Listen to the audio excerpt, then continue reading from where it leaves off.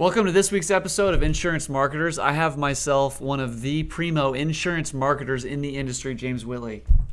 Thank you for joining us, my friend. Thank you for having me. Yeah. So one of the things that I think is really interesting about this show is we're going to be able to really talk through just insurance marketing as a specific topic and go through that as much as we can today.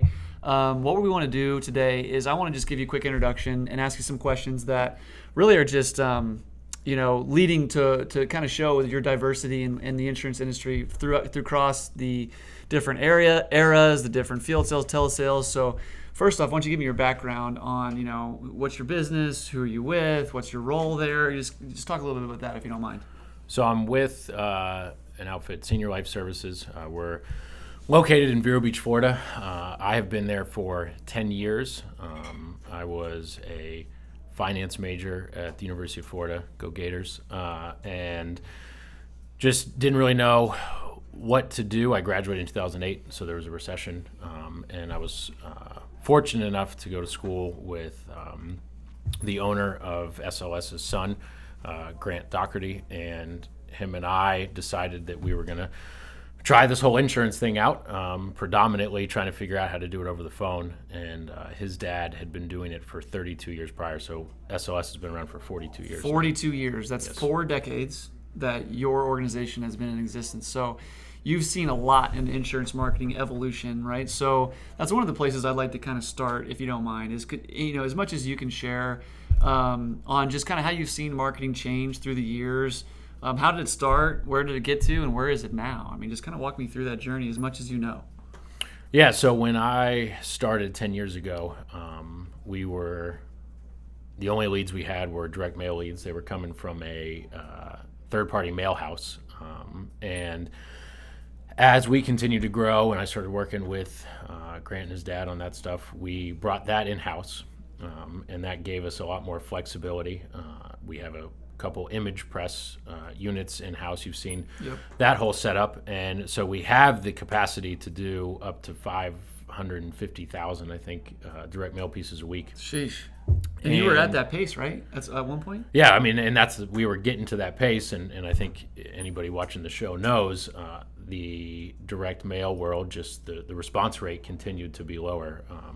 Rory, it's kind of like, back in my day, he always talks about when response rates were 6-7%.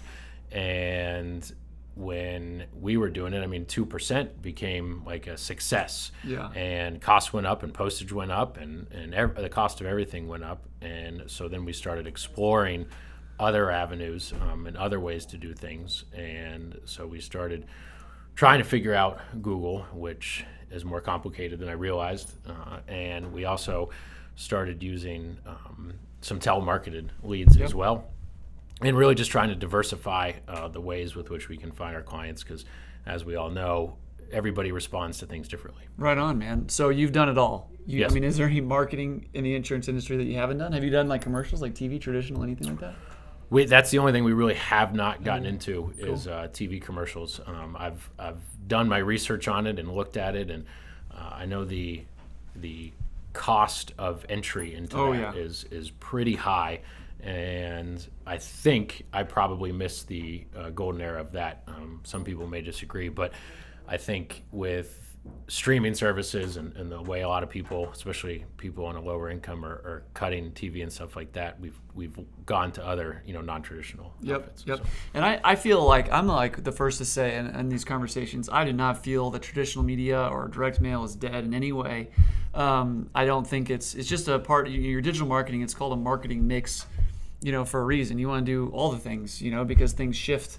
And so, I just find that the traditional media, it's just getting lower response rates. It's not that there's really anything else to it, really, because I actually owned a direct mail company in 2012, and it was kind of weird. Something shifted all of a sudden. It's like we were doing the same thing. We were hitting the same people, the same audience, the same zone, same ads, same, it was a coupon publication at the time, and I just wasn't getting my clients enough response, and nothing changed really. So then I started to kind of figure out that, oh wow, because prior to Facebook's targeting, there was really no way to target a specific zip code in your city besides direct mail. So then Facebook came out, and then I remember the guys that were first, like I had a couple chiropractor friends and dentists that were the first people to spend $2,000 on Facebook a month, and we all thought they were crazy. Like, what? You're going to spend $2,000 a month on Facebook? You're nuts. And they're like, yeah, but see, I do Invisalign, and I got like 500 people to do Invisalign this month off my $2,000. So, and then we're like, oh wow, okay, there's a lot of people paying attention to this, So, I know that it's an interesting thing that changes, and eras kind of change and go.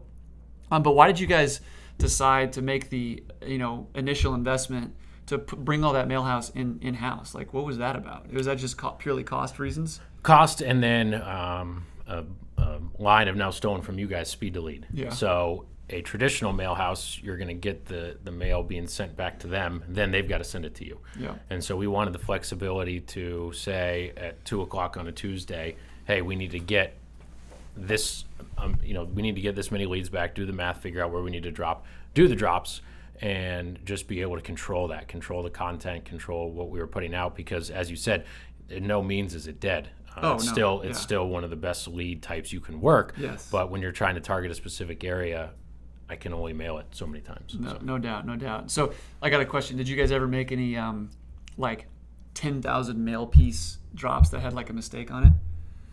Or were you guys pretty like, because I know it's like once it's out the door, man, it's gone, I know spelling is not my strong suit. So I know we now put it through like, you check the spelling, then you check the spelling, then you check the spelling before it goes out, especially when you're trying to tweak how you're going to mail it out. You change the color or you change how it's going to be mailed. And we've got, sometimes we'll do stuffed envelopes and sometimes we'll do cards and all that. So it happens. But. Cool. Well, another thing that I think is interesting about you in particular is would you explain the setup that you have? Because you have a large telesales operation, and then you also have a large multi-state field operation. So would you mind kind of talking through being an owner of both of those arms? Typically it's one or the other, right? Like, walk me through why you guys decided to diversify even that further, that far, or, that's interesting. I think, is there any other organization that does that like you guys? I don't know. I'm sure there is. Yeah. And so when Rory first proposed the idea to us, he used to always try and recruit us when we were in college, right? He's got $20 million outfit, and he wants more people to come work there, and so he always wanted to get Grant and all his college buddies to do it. But as a 22-year-old college grad, I wasn't prepared, nor did I think, I want to be an insurance agent. Yeah, no doubt. And so I think that was the hook with how he got us, which was he had heard. That was 2009. That was just when telesales was starting to become a thing. He had heard about a couple of different outfits that were doing it, and he wanted somebody to try and figure it out. And he had been told by others that it was better to take somebody that was a neophyte, that was his word, with no experience of selling and trying to figure that out. And so that's where we came into the picture, was he wanted to kind of stay one step ahead, and being, my mentor for the past 10 years, that's something I've learned from him, is he always wants to have the foresight to see kind of what the next thing's going to be and stay on top of that. And it's been a perfect marriage because, our field side has continued to grow as telesales has been founded and grown, and there's a really unique way for us to work hand in hand and not step on each other's toes. Well, let's talk about that from a marketing perspective. Do you guys handle marketing decisions completely different from field versus telesales, or is it similar? I mean, since you're an owner of both. I mean, by the way, millions of dollars of both a year, right? A very large operation. Rory spends lots of money, more than I want to count, and it makes it easier for us. I think being able to not have to always drill down to a zip code, because you can market to a large area and know you've either got an agent that's within arm's reach that can go work it and go door knock it, or you're got the ability to call it and try and convert it that way. And so we can cover both outlets, and that's, I think, helped both sides continue to grow, and be able to service business, after the fact if an agent's no longer in the area. So. What about from a marketing perspective, though? That's what I mean. We're not having to drill really down. No, I'm saying it helps us change it because you're not having to always drill down.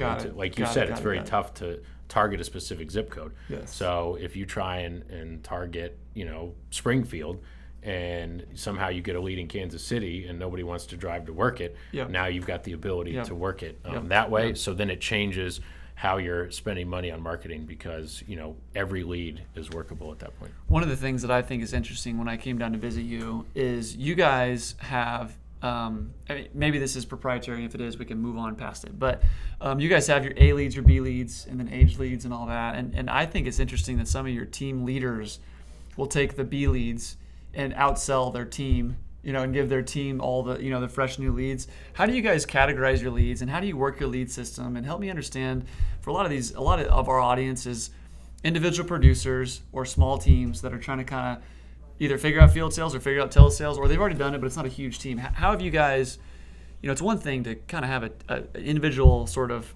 focus or a small team, but you guys have built a huge business of multiple teams. Walk me through how you guys look at leads and how do you categorize them and how do you work them, and just walk me through that. So our best agents, both in the field and in the call center, just look at a lead as a name and a number. Yep. And that is a mentality we always have, and I think because we operate on a free lead system, so our agents aren't paying for leads. All they need is somebody to talk to, and so the agents you refer to that do the best with that, a B lead is just somebody that has not purchased yet. Because we'll scrub out anybody that's purchased. And so their goal there is just, hey, maybe they were having a bad day. Maybe they never talked to anybody. Maybe the person they talked to, they just didn't like or get along with. And so they just need to hear a different voice or hear it a different way. And so, the ability to work all facets of the leads, really make it beneficial. So. Well, another thing that I think is interesting with you guys is you still hand dial your leads. Yes. So why don't you walk me through that mentality on why you chose specifically not to get a dialer, and just kind of walk me through that. It comes down to, I think, ownership. I studied a lot of other call centers, not in insurance, but just different call centers. I think telemarketer as a job title is still one of, probably top 5 job placement in the country. It's something that exists for a reason. So I studied different ones, and I found in sales outlets that the ownership of that lead through dialing it, and I understand 10 years the CRMs are incredible now, and there's different ways to do it, but when the leads are free, you want to give some sort of ownership there, and it just gives you that extra second or two to kind of digest the name and kind of make sure you have it, because I think I actually got the statistic from you, right? That the first impression is in like the first 4 seconds. Yeah. And you only have one first impression. So if you butcher a first name or you do something and the name just popped up on the screen, for me, it didn't work as well for me, because I needed a minute as I was dialing to just make sure I was going to pronounce it right, make sure I was on my game, knew the city that they were in, so that I could make that really good first impression. Because selling over the phone, you have just seconds to get into a presentation or lose it altogether. So it's just ownership and making people slow down a little bit instead of just powering through pure numbers. Is that kind of the core of it? Yeah, and I think that's why lead quality is so important, and buyer intent. And so when we've got leads that are a high buyer intent, whether it's the direct mail, telemarketing, or different digital marketed leads, when you're trying to talk to somebody that has every intention of getting coverage in some way, shape, or form, then the ownership is there. So it's not so much of a volume as it is, like we said, just really making sure everyone's getting worked properly. So one of the things that we can probably end on is sometimes when I work with what I would consider like traditional insurance marketers that have built their entire career in business on direct mail leads, working that digital lead is a little different. So you're a couple of weeks, several months in. Be honest, and just why don't you walk us through really the difference in your perception, because really you've never really done major digital leads before. Now, what's the difference between your traditional lead source and then your digital lead source?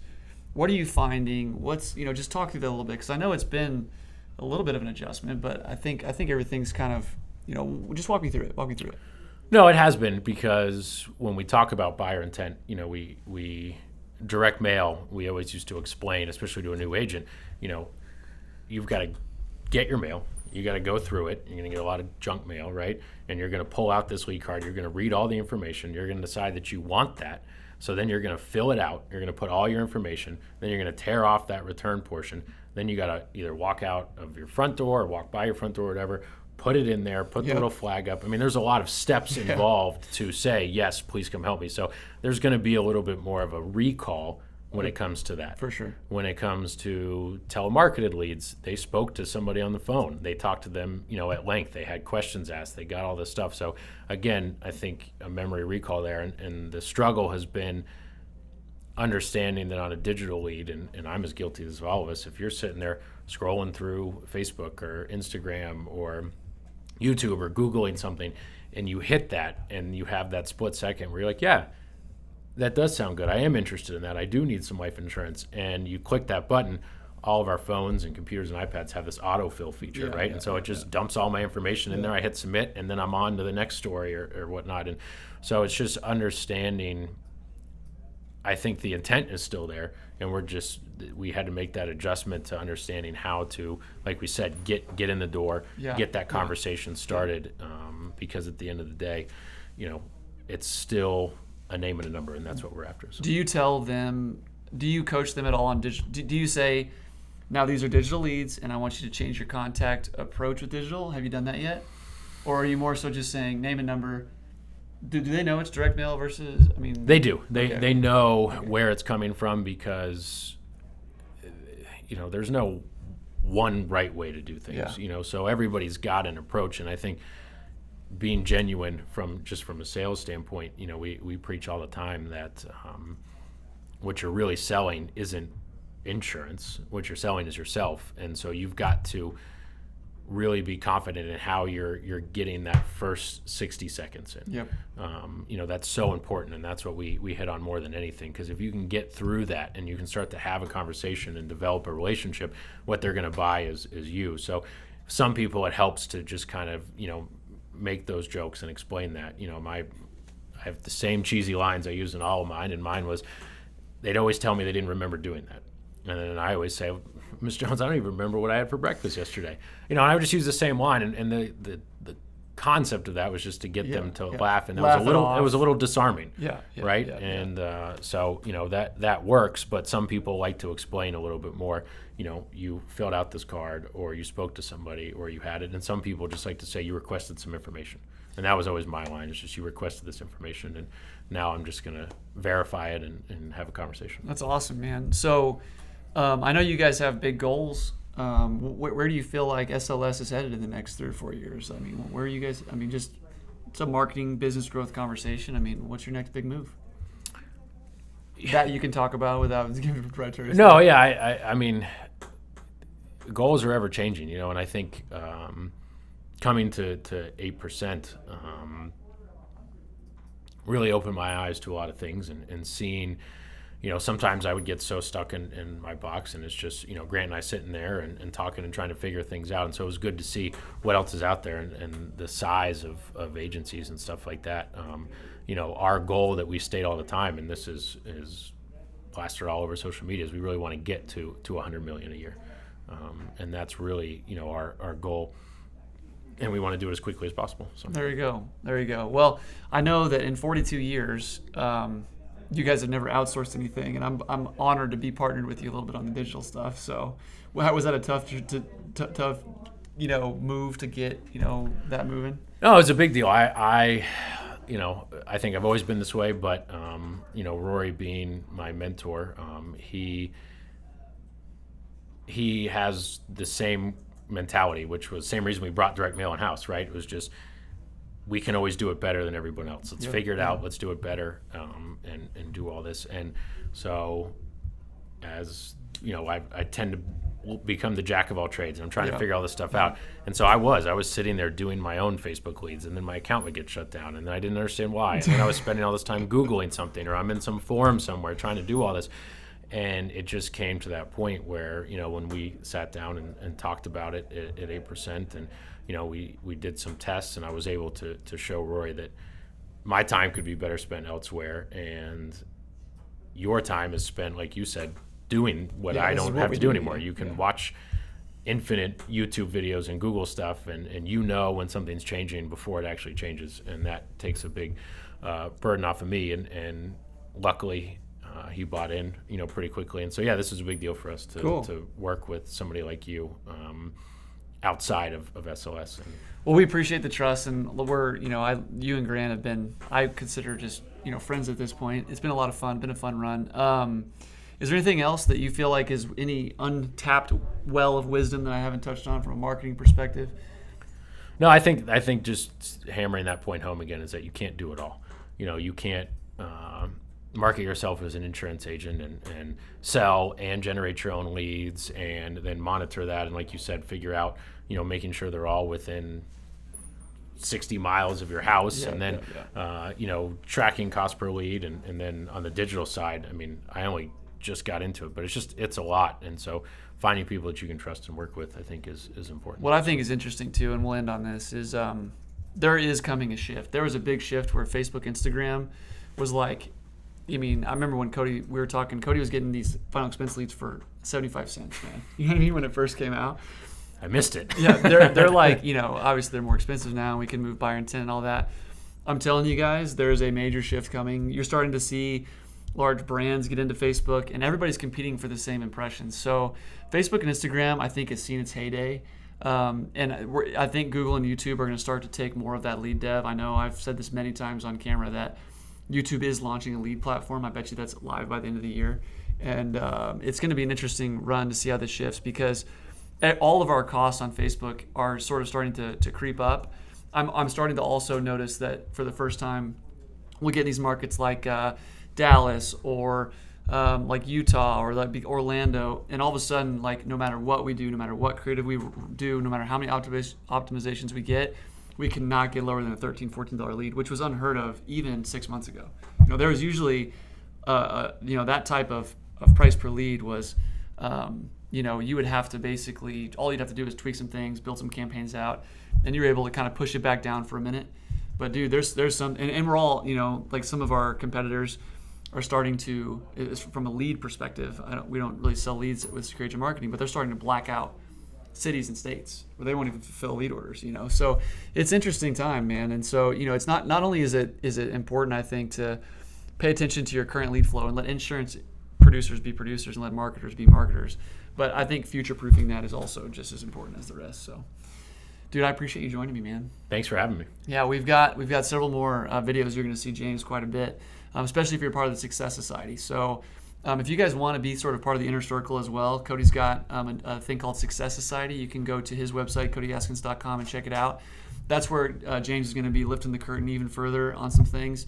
You don't want to miss that kind of stuff. It's really not access that really anybody can just get. I mean, this guy is a hot commodity. Not to like build you up, but it's not like you're jumping on conference calls with people and telling them how to do stuff all the time. Right. You know what I'm saying? Like it's a unique opportunity. So thank you for joining us, and we'll see you guys on the next Thursday show.